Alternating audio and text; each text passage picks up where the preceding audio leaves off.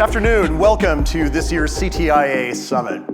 In the past few months, I have been on stage at AI events and have talked wireless. I've been on stage at wireless events and have talked AI.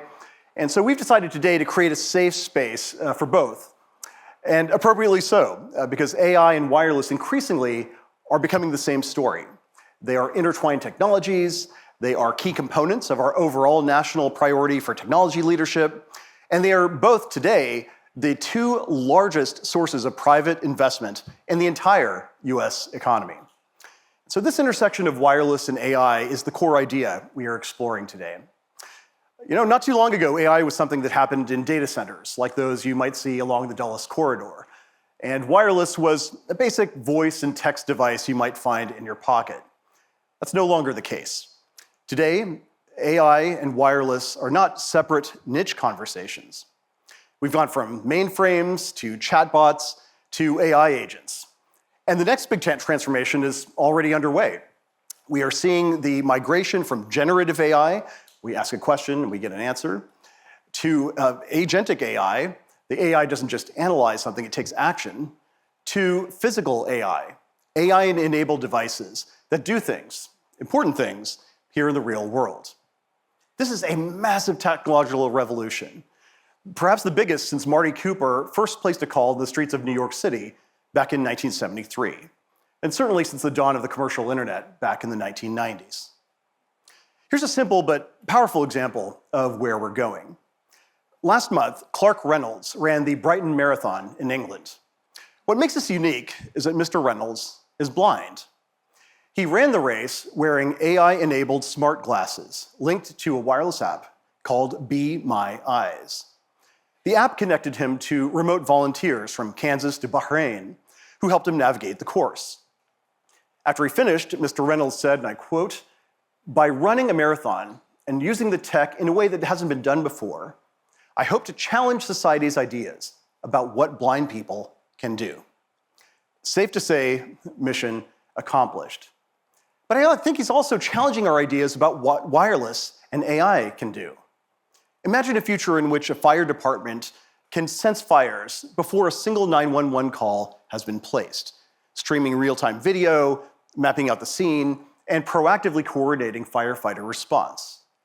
Or robots in warehouses and ports that can seamlessly sort and lift and move packages and containers, saving labor, time, and safety risks. Or machines that analyze soil and plant seeds and apply fertilizer smartly and harvest, all making our food cheaper and more plentiful and safer. All of these essentially involve wireless devices, and none of them will work if our mobile networks can't keep up. And that's because AI isn't just more data, it's a different kind of traffic entirely.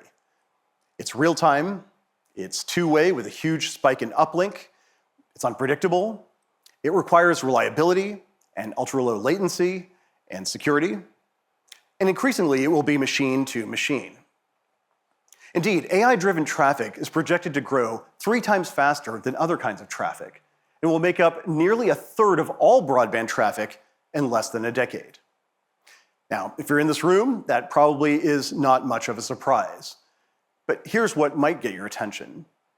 If we don't keep up, if we don't create next-generation wireless networks to keep pace with AI development, Accenture estimates that this bottleneck alone could result in a 1.4 trillion, with a T, drag on the United States economy.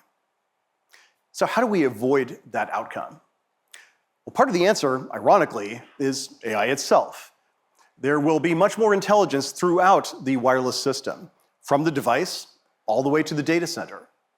Starting with the device, your next smartphone will be AI native, helping to unlock functionality and reduce demands on the network. Some AI compute will also shift to the network edge, with intelligence built into the radio access network, as you'll hear later on today. And some will, of course, remain in distributed data centers. But the network will be the platform that helps hold it all together, the connective tissue, if you will, that makes both systems, wireless and AI, both telecom efficient and energy efficient.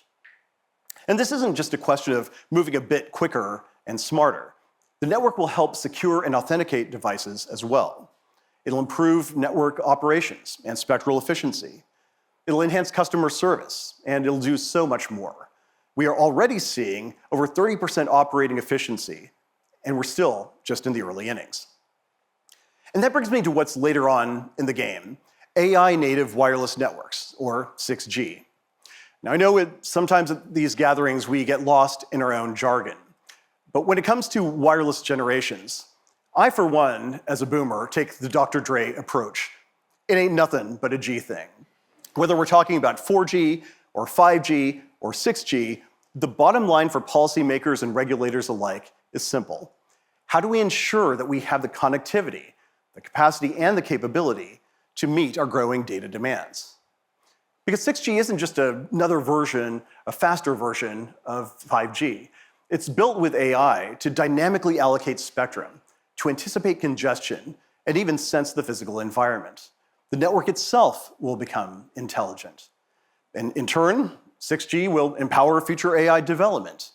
I can't put it any better than the December 2025 presidential memorandum, in which the White House stated 6G, quote, will be foundational to the national security, foreign policy, and economic prosperity of the United States. This technology will play a pivotal role in the development and adoption of emerging technologies like artificial intelligence.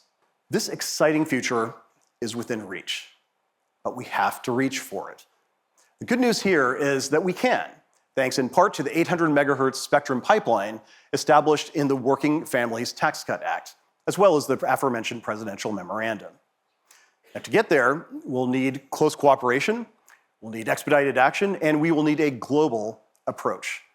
The countries that understand and confront this challenge are the countries that are going to lead in this next generation of wireless innovation.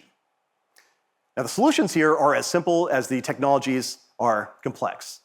First, of course, comes spectrum, and not just any spectrum, but larger, contiguous bands of mid-band spectrum that can support the scale and performance that AI demands. And that starts with all of the great work that's now being done on the upper C-band and the 2.7 gigahertz band. For the volume of traffic that we're going to see in the years to come, we will also need much bigger blocks from the 4 and 6.7 gigahertz bands. We have 1 year left, just one, before the World Radio Communication Conference in China to demonstrate that we intend to lead in AI by leading in spectrum. Second, we need infrastructure, towers and small cells, fiber and edge compute, all of the physical backbone that creates capacity and drives possibilities. And third, we need a national approach for a national challenge, not a patchwork of 50 different state approaches to broadband and artificial intelligence. We are lucky to have leaders today making this happen, Democrats and Republicans, government and industry alike.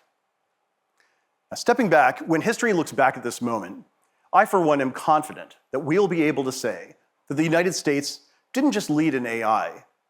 We built the networks that made that leadership possible.